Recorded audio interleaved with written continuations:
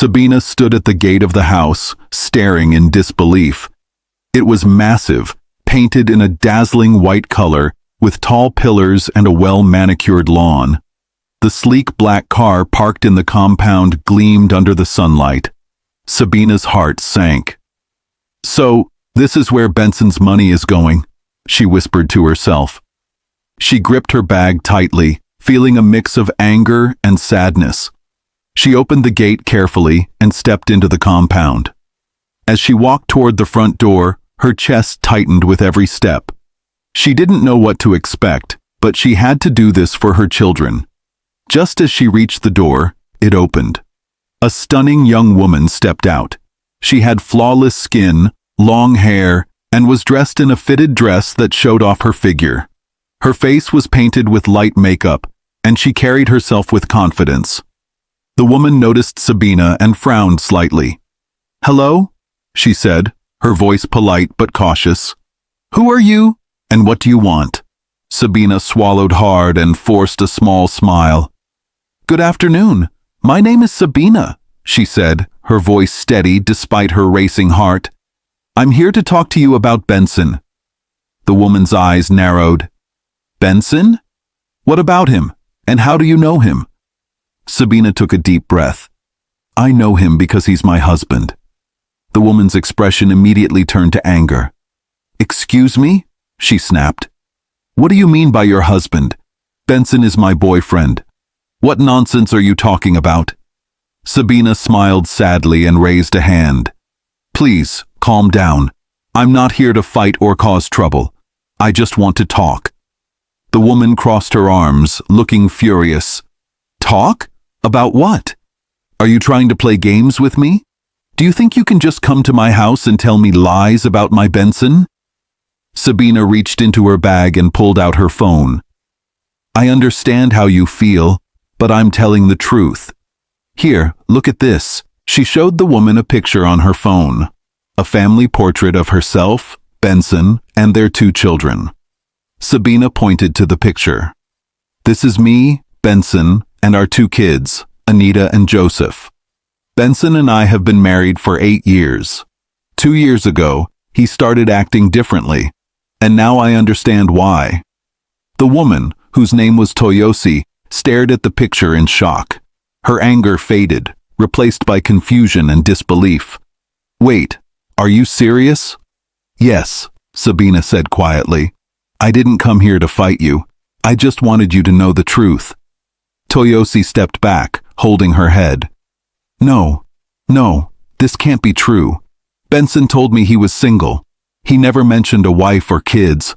Oh my God." Sabina gave a bitter laugh. "He lied to you, just like he's been lying to me."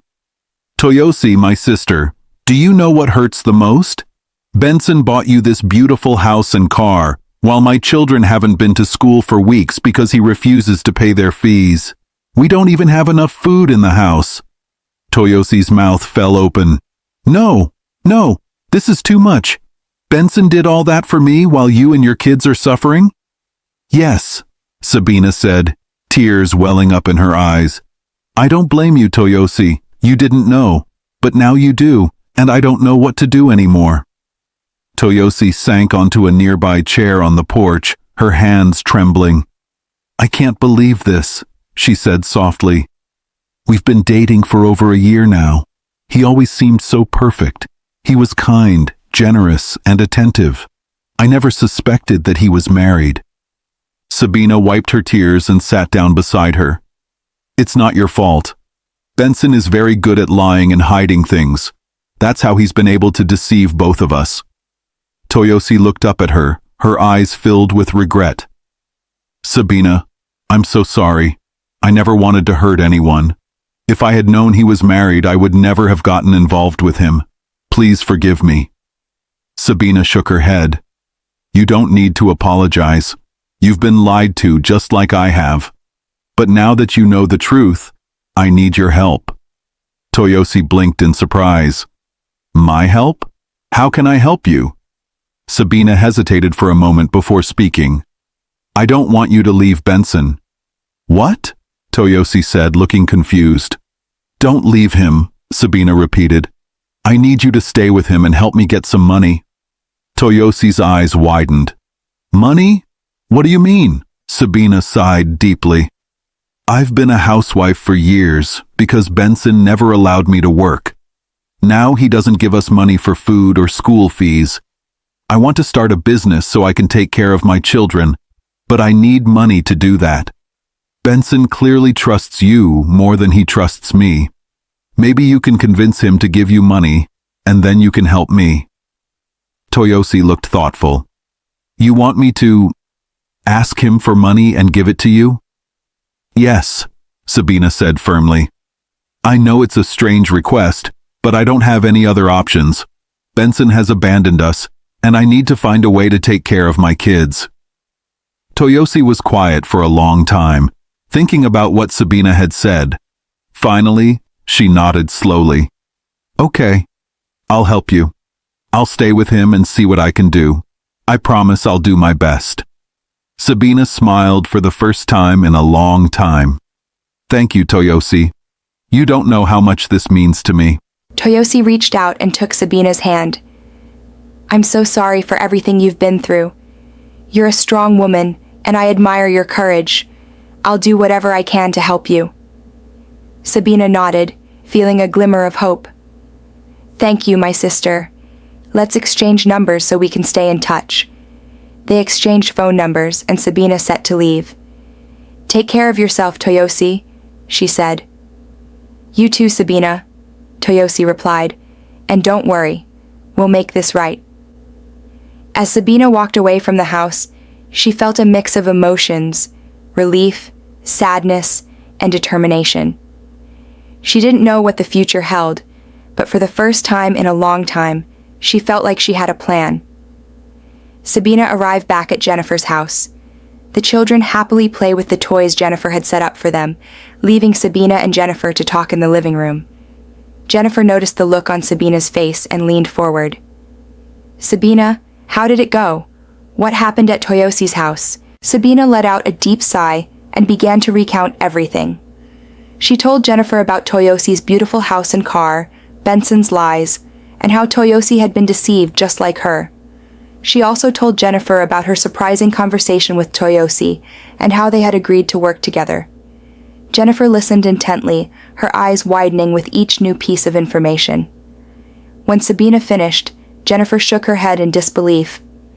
Sabina, Jennifer said, smiling, you are a smart woman. Honestly, I didn't think you'd handle it this well. What you did was pure wisdom. Sabina gave a weak smile.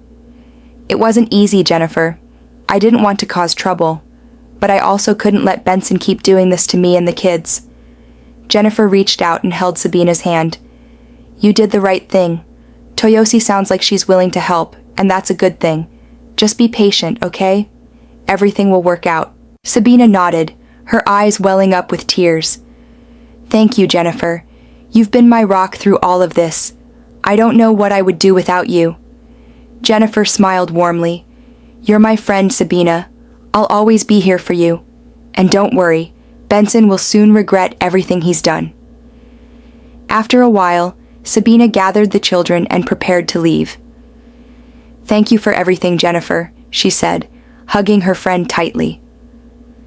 Any time, Jennifer replied. Remember, if you need anything, just call me. Sabina nodded and left with Anita and Joseph, her heart feeling a little lighter. Meanwhile, back at Toyosi's house, Toyosi sat on her couch, lost in thought. Her mind replayed everything Sabina had told her. She felt a deep sense of guilt and anger. How could Benson do this? She muttered to herself. How could he lie to me about being single? And how could he treat his own family so badly? She clenched her fists, her eyes narrowing. He thinks he's smart, but I'll make sure he pays for this. I'll make him suffer for all the pain he's caused. That night, when Benson arrived at Toyosi's house, she greeted him with a warm smile. She acted as if nothing had happened, hiding her anger behind a mask of sweetness. Welcome, baby, Toyosi said, giving him a hug. How was your day? Benson smiled, clearly happy to see her. It was fine, my love. I missed you. Toyosi led him to the dining table, where she had prepared a delicious dinner. Benson sat down and began eating, complimenting her cooking. As they ate, Toyosi decided to put her plan into action. She looked at him with a sweet smile and said, "Baby, I need to talk to you about something." Benson looked up from his plate. "What is it?" Toyosi hesitated for a moment, then said, "I want to buy a new property for my business. It's a great opportunity, but I need your help." Benson frowned slightly. "A new property? How much is it?" "It will cost 150 million naira," Toyosi said calmly. Benson's fork froze mid-air and he stared at her. 150 million? Toyosi, that's a lot of money. "I know," Toyosi said, nodding, "but it's urgent. If I don't buy it now, someone else will take it. I need the money right away." Benson leaned back in his chair, looking uncomfortable. "That's a huge amount, Toyosi. Can't you wait a few months? I'll save up and give you the money then." Toyosi's expression changed. She looked at him coldly and said, "If you're not willing to support me, then maybe we shouldn't be together." Benson's eyes widened in shock. "What? Toyosi, don't say that. You know how much I care about you." "Do you?" Toyosi asked, raising an eyebrow. "Because it doesn't seem like it. If you cared about me, you'd find a way to help me. But if you're not serious, then maybe I should find someone else who is." Benson quickly stood up and walked to her, trying to calm her down. No, don't say that. I'll get the money for you, I promise." "Good," Toyosi said, her voice firm. "Because I need it now, not later." Benson hesitated, then pulled out his phone.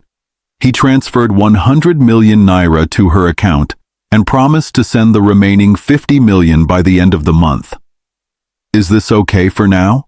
he asked, looking at her nervously. Toyosi's face lit up with a smile. "That's fine, baby. Thank you so much. I knew you wouldn't let me down." Benson relaxed and smiled, happy that she was no longer upset. Later that night, after Benson had gone to bed, Toyosi picked up her phone and sent a message to Sabina. "Sabina, I've gotten the money. Come to my house in a few days and I'll give it to you." Sabina received the message and felt a wave of relief. She replied, "Thank you, Toyosi. I don't know how to repay you." Toyosi smiled as she read the message. She texted back, "You don't need to repay me. Just take care of your kids. They deserve better." As Toyosi put down her phone, she made a silent vow. She would continue to play along with Benson's lies, but only for as long as it took to help Sabina. After that, she would make sure he faced the consequences of his actions. Days later, Sabina stood at the gate of Toyosi's house once more. Her heart was heavy, and she wasn't sure what to expect. Toyosi had been so helpful, and Sabina couldn't believe how far the young woman was willing to go to assist her. She knocked lightly on the door, and moments later, Toyosi appeared, looking as elegant as always. "Sabina!" Toyosi greeted with a warm smile. "Come in." Sabina stepped inside and sat down in the living room. Toyosi joined her and immediately got to the point. "Sabina, I have some good news," Toyosi began, her smile widening. "What is it?" Sabina asked curiously. "I collected 100 million naira from Benson," Toyosi said calmly. "He promised to send the remaining 50 million by the end of the month. Here's what I'll do. I'll send you the 100 million today, but when he sends the rest, I'll keep it for myself and break up with him." Sabina's jaw dropped. "You mean you'll send me the whole 100 million? Toyosi, that's too much. I don't even know how to thank you." Toyosi smiled gently. "You don't have to thank me, Sabina. This is the least I can do. Benson deserves every bit of this for what he's done to you and your kids. I'll make sure he regrets ever treating you like this." Sabina's eyes filled with tears as she clasped Toyosi's hands. "Thank you, Toyosi. You've done more for me than I could ever imagine. God will bless you." Toyosi nodded, her expression serious. I'm just doing what I know is right. Your children deserve a good life, and I want to help you give them that. That same day, Sabina received an alert on her phone. 100 million naira had been transferred to her account. She stared at the screen in disbelief, tears streaming down her face. Toyosi, I don't know what to say, Sabina whispered. Just promise me you'll use it wisely, Toyosi replied with a smile. I will, Sabina said firmly. I'll make sure my children never lack anything again. Days later, Sabina received another message from Toyosi. This time, the news was even more surprising. Toyosi told her that she had sold her house and car and wanted to send her half of the money. Sabina couldn't believe her eyes as she read the message. She sold her house and car, and she's giving me more money? Sabina thought, stunned. She quickly called Toyosi. Toyosi, are you serious about this? You've already done so much for me.